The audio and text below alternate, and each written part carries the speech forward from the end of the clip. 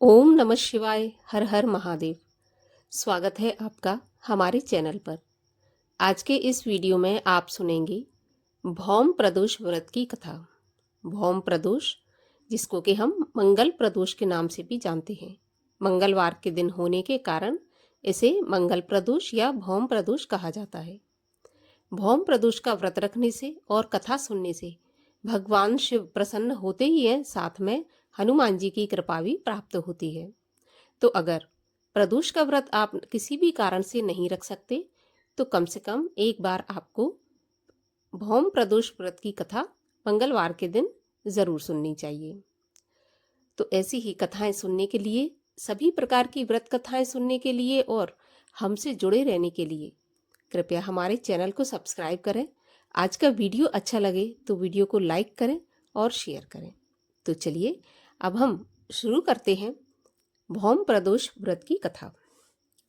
सूत जी बोले, अब मैं मंगल त्रयोदशी प्रदोष व्रत का विधि विधान कहता हूँ।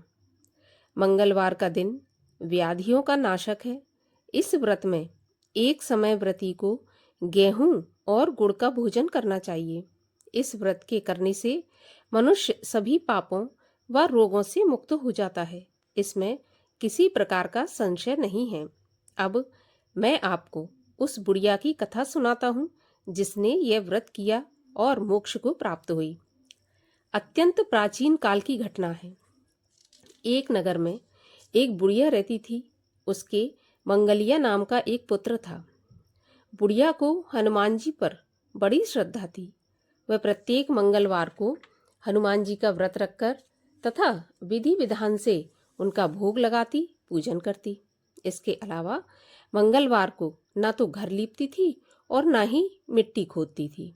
इसी प्रकार से व्रत रखते हुए जब उसे काफी दिन बीत गए तो हनुमान जी ने सोचा कि चलो आज इस वृद्धा की श्रद्धा की परीक्षा करते हैं।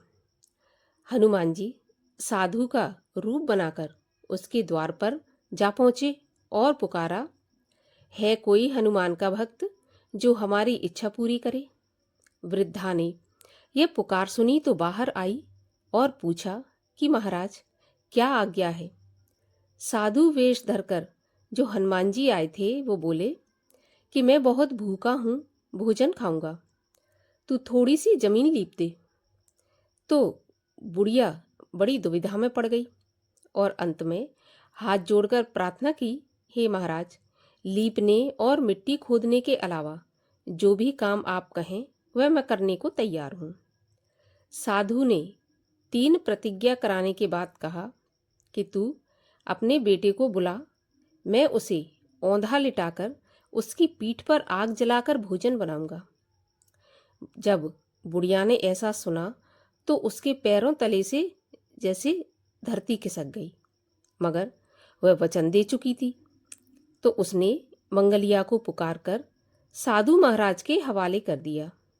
लेकिन साधु ऐसे ही मानने वाले थोड़े ही थे।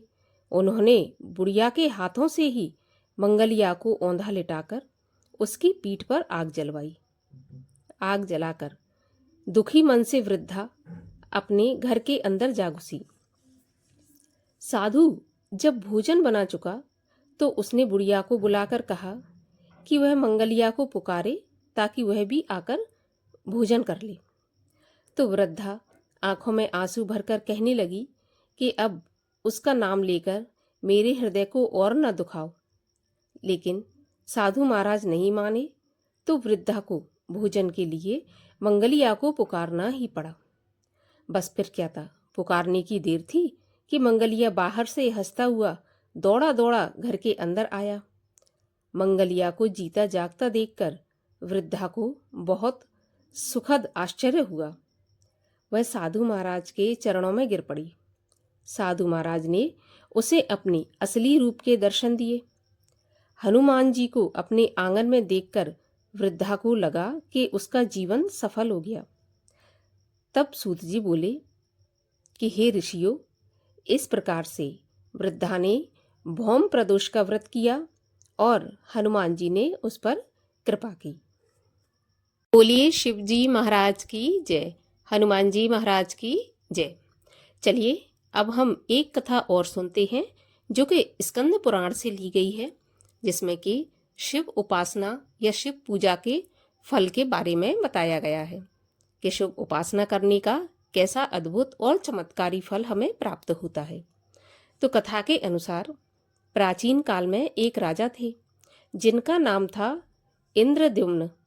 वे बड़े दानी, धर्मज्ञ और सामर्थ्यशाली थे। धनार्थियों को वे सहस्त्र स्वर्ण मुद्राओं से कम दान नहीं देते थे। उनके राज्य में सभी एकादशी के दिन उपवास करते थे।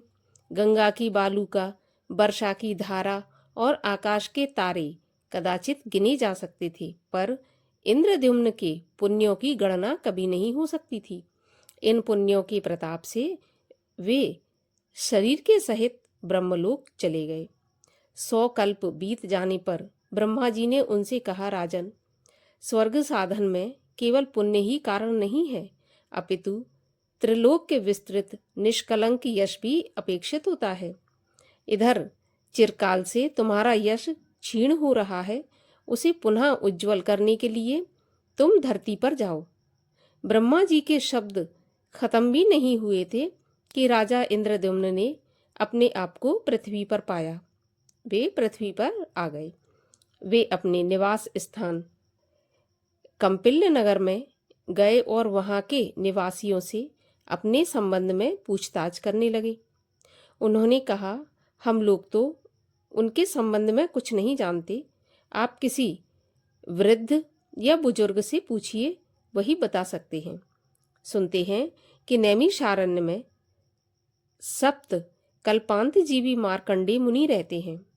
कृपया आप उन्हीं से इस प्राचीन बात का पता लगाइए। जब राजा ने मार्कंडेय जी से प्रणाम करके पूछा कि हे मुनिवर, क्या आप राजा इंद्रद्युम्न को जानते हैं?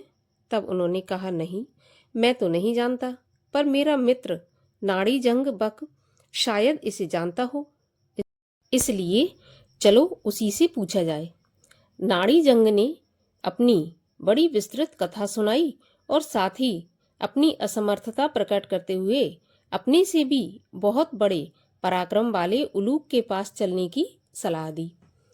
पर इसी प्रकार सभी अपने को असमर्थ बताते हुए चिरायु, गृध्रराज और मानसरोवर में रहने वाले कच्छप मंथर के पास पहुंचे। मंथर ने इंद्रद्युम्न को देखते ही पहचान लिया और कहा कि आप लोगों में जो यह 5वां राजा इंद्रद्युम्न है, इसे देखकर मुझे बड़ा डर लगता है, क्योंकि इसी के यज्ञ में जो इसने यज्ञ किया था उसमें मेरी पीठ पृथ्वी की गर्मी से जल गई थी। अब राजा की कीर्ति तो प्रतिष्ठित हो गई, पर उसने स्वर्ग में जाना ठीक नहीं समझा और मोक्ष साधन की जिज्ञासा की। इसके बाद मंथर ने लोमश जी के पास चलना श्रेष्ठ बताया। तो फिर लोमश जी के पास पहुंचकर प्रणाम आदि करने के पश्चात मंथर ने निवेदन किया कि इंद्रद्युम्न कुछ प्रश्न करना चाहते हैं। तब महर्षि लोमश की आज्ञा लेने के बाद इंद्रद्युम्न ने कहा, महाराज, मेरा प्रथम प्रश्न तो यह है कि आप कभी कुटिया बनाकर शीत, आतप तथा वृष्टि से बचने के लिए केवल एक मुट्ठी तृण ही क्यों लिए लेते हैं, मतलब एक मुट्ठी घास ही क्यों लेते हैं? तब मुनि ने कहा, राजन, एक दिन मरना तो जरूर है, फिर शरीर का निश्चित नाश जानते हुए भी हम घर किसके लिए बनाएं? यौवन, धन तथा जीवन ये सभी चले जाने वाले हैं। ऐसी दशा में दान ही सर्वोत्तम साधन है। इंद्रद्युम्न ने कहा, हे मुनिवर, यह आयु आपको दान में मिली है अथवा तपस्या के प्रभाव से? मैं ये जानना चाहता हूँ। तब लोमश जी ने कहा, राजन, मैं पूर्व काल में एक दरिद्र शूद्र था।